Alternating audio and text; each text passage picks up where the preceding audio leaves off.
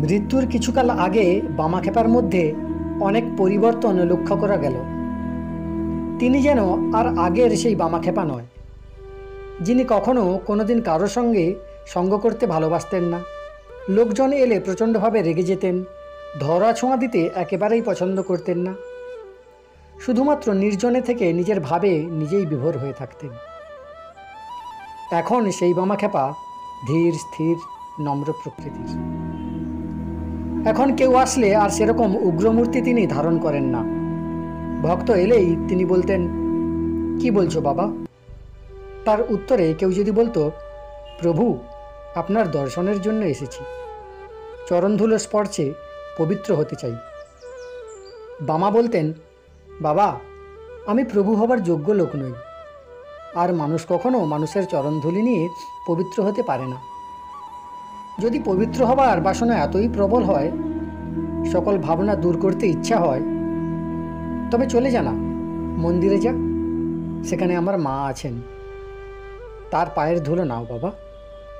ব্রহ্মা বিষ্ণু যার পায়ের ধুলো নিতে আকুল আগ্রহে ব্যগ্র হয়ে ছুটে আসে, ভোলা মহেশ যার পায়ের তলায় পড়ে গড়াগড়ি খায়, সেইখানে যা না বাবা। তাহলে আর এমন করে আসা যাওয়া করতে হবে না, সব গণ্ডগোল মিটে যাবে। পাগলের কাছে কি পাবি বাবা? যদি কেউ বলতো, বাবা আপনার কাছে বসতে কোনো দোষ আছে, ক্ষেপা তখন অতি নম্রভাবে বলতেন, না বাবা, তাতে দোষের কি আর থাকতে পারে বলো? যদি অনেক দূর থেকে এসে থাকো, তাহলে একটু বসে জিরিয়ে নাও, তারপর জল টল খেয়ে তারপরে না হয়ে যাবে। ক্ষেপা আগত অপরিচিত লোকজনদের এই ধরনের কথা বলতেন। তার এই সাম্প্রতিক নম্রতা দেখে লোকে আশ্চর্য হতো। এই রকম ভাবান্তর হবার কারণ সম্বন্ধে জনশ্রুতি আছে যে, বামাক্ষেপা মাকে পুজো করে আসবার পর সকলে তাকে প্রতিদিন পুজো করতে বলতে থাকে।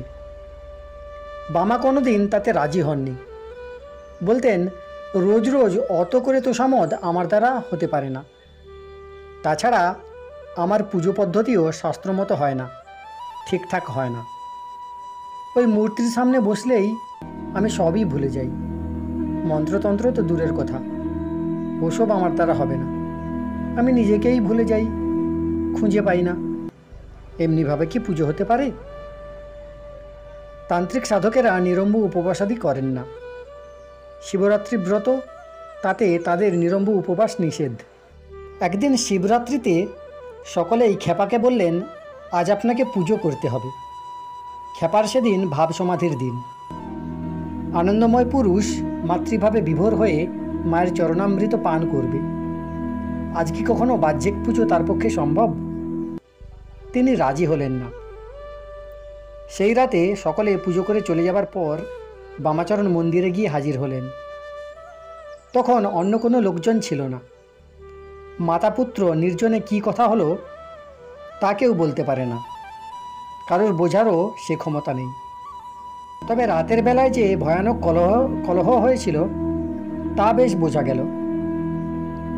পরদিন সকালে বামাচরণ একাকী নাট মন্দিরে বসে কাঁদছিলেন। বামাচরণকে কাঁদতে দেখে মন্দিরের প্রধান পাণ্ডা তার কাছে এসে বললেন, প্রভু, কি হয়েছে, কাঁদছো কেন? ক্ষেপা ঠিক ছোট ছেলের মতোই নিজের গালে আঘাতের চিহ্ন দেখিয়ে বললে, তোরা শালারাই আমাকে নষ্ট করলি, আমাকে মার খাওয়ালি, এই দেখ কি হয়েছে দেখ। এবার আমি তোদের কাছ থেকে সরব, মা আর আমাকে এখানে রাখবেন না। এই বলে ক্ষেপা একেবারে দৌড়িয়ে মন্দিরের ভেতরে ঢুকে পড়লেন। বিড়বিড় করে কতই না মনের কথা নিবেদন করলেন। মাকে খুশি করে আবার দৌড়িয়ে মন্দির থেকে বেরিয়ে গেলেন। এই ঘটনার পর থেকে বামাক্ষেপার ঘন ঘন ভাবান্তর দেখা গিয়েছিল। সদানন্দ উপভোগ করতে হলে যোগসিদ্ধ হতে হয়। বামাক্ষেপাকে কেউ কোনোদিন নিরানন্দ অবস্থায় দেখেনি। ত্রিতাপ জ্বালায় জ্বলে পুড়ে যে কোনো মানুষ যখনই বামার কাছে গিয়ে তার সঙ্গে আলাপ আলোচনায় রত হতো, তার আনন্দময় জীবন দেখে ধন্য হতো। তার সব জ্বালা জুড়িয়ে যেত। ক্ষেপার সঙ্গ করলে, তার শ্রীমুখে বালকের মতো হাসিপূর্ণ কথা শুনলে সব দুঃখ কষ্ট মানুষের দূর হয়ে যায়। প্রাণে আসে এক অনির্বচনীয় শান্তি। একদা এক গুরুমশাই প্রচণ্ড কানের অসুখে আক্রান্ত হয়ে বামাক্ষেপার শ্রীচরণতলে এসে পড়লেন। গুরুমশাইয়ের ইচ্ছা সেদিন মায়ের বাড়িতে থেকে মহাপ্রসাদ পেয়ে ধন্য হবেন, কিন্তু তার রোগের যন্ত্রণা এত প্রবল হলো যে তার প্রসাদ পাওয়া তো দূরের কথা, মুখ নাড়াবারও ক্ষমতা লোপ পেয়েছিল। অথচ তিনি অনেক দূর থেকে এসেছেন, খিদের জন্য প্রসাদ পাওয়ার ব্যবস্থা করেছেন, কিন্তু মুখে কিছুই তুলতে ইচ্ছে করছে না। যন্ত্রণা ক্রমেই বেড়ে যাচ্ছে। গুরুমশাই মন্দিরের উঠোনে বসে প্রচণ্ড যন্ত্রণায় ছটফট করে চোখের জলে বুক ভাসাচ্ছেন। ইতিমধ্যে হঠাৎ বামাখ্যাপা সেই পথ দিয়ে যাচ্ছিলেন। গুরুমশাই বামাকে চিনত না। অর্ধ উলঙ্গ শালপ্রাংশু মহাবাহু পুরুষটি কাছে এলে গুরুমশাই একটু ভয় পেয়ে সরে যাচ্ছিলেন, কিন্তু বামাখ্যাপা তাকে সম্বোধন করে বললেন, হ্যাঁ গো বাবু, আনন্দময়ীর বাড়িতে এসে এত নিরানন্দ কেন? কেঁদে বুক ভাসাচ্ছ যে? গুরুমশাই বললেন যে তার মায়ের প্রসাদ পাবার প্রবল ইচ্ছা হয়েছে, কিন্তু রোগের যন্ত্রণায় সে প্রসাদ গ্রহণ করার ক্ষমতাটুকুও তিনি হারিয়েছেন। অসহ্য তার কর্ণমূলে যন্ত্রণা হচ্ছে।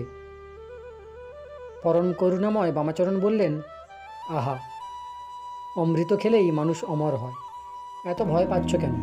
খাও না। এই বলে তার রোগগ্রস্ত কর্ণমূলে পদ্মহস্ত বুলিয়ে দিলেন। হাত বুলিয়ে দেওয়া মাত্র যেমন আগুনে জল দিলে তা তৎক্ষণাৎ নির্বাপিত হয়, গুরুমশাইয়ের কানের যন্ত্রণার তক্ষুনি উপশম হল। গুরুমশাই বিস্মিত হয়ে আহার করতে করতে বললেন, বাবা, আপনি কে? আপনি কি ভগবান? খেপা হো হো করে হেসে উঠে বললেন, ভগবান ছুলে কি আর তুই শালা খাবারের জন্য এত ছটফট করতিস?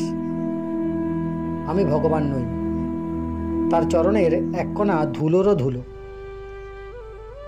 গুরুমশাইয়ের ওপর মামার অত্যন্ত দয়া হয়েছিল, তাই তার কি চাই, কি খেতে ভালো লাগে প্রভৃতি যে তাকে জিজ্ঞেস করছিলেন।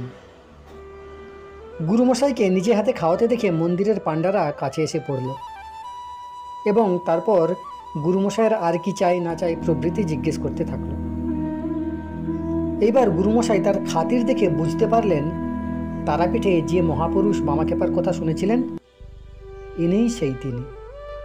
গুরুমশাই মহাপুরুষের সঙ্গ করবার জন্যে আর আহারে সময়ের অপব্যবহার না করে আচমন শেষে মাতৃসাধক বামাখ্যাপার পদধূলি নিলেন। খেপা বললেন, কেন গো বাবু, আবার এত লেটিপিটি কিসের? তোমার মতলবটা কি বলো তো?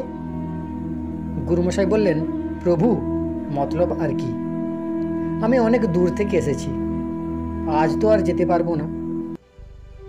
গুরুমশাইয়ের মুখের কথা কেড়ে নিয়ে খেপা বললেন, ও, থাকবার জায়গা চাও বুঝি? গুরুমশাই হাত জোড় করে নতমস্তকে বললেন, আজ্ঞে হ্যাঁ। বামাখ্যাপা বললেন, তার জন্য এত কাকুতি মিনতি কিসের? রাজরাজেশ্বরীর ভাণ্ডারে এসেছো, এখানে তো জায়গার অভাব নেই, যেখানে ইচ্ছে থাকতে পারো, এখানে কেউ কিছু বলবে না।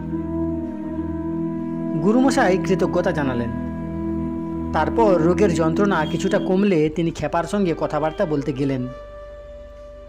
যন্ত্রণাগ্রস্ত শরীরে এতক্ষণ গুরুমশাই তার সঙ্গে ভালো করে কথা বলতে পারেননি। তার ওপর উপোসের জন্যও শরীর অত্যন্ত দুর্বল ছিল। এখন যন্ত্রণার উপশম হওয়ায় এবং খেয়ে শক্তি পাওয়ায় ধর্মকর্মের কথা তার মুখ থেকে বার হতে লাগলো। প্রণাম জানাই সমস্ত মানবাত্মাকে। পরের অংশ শুনতে চাইলে চ্যানেলটি সাবস্ক্রাইব করে রাখতে পারেন।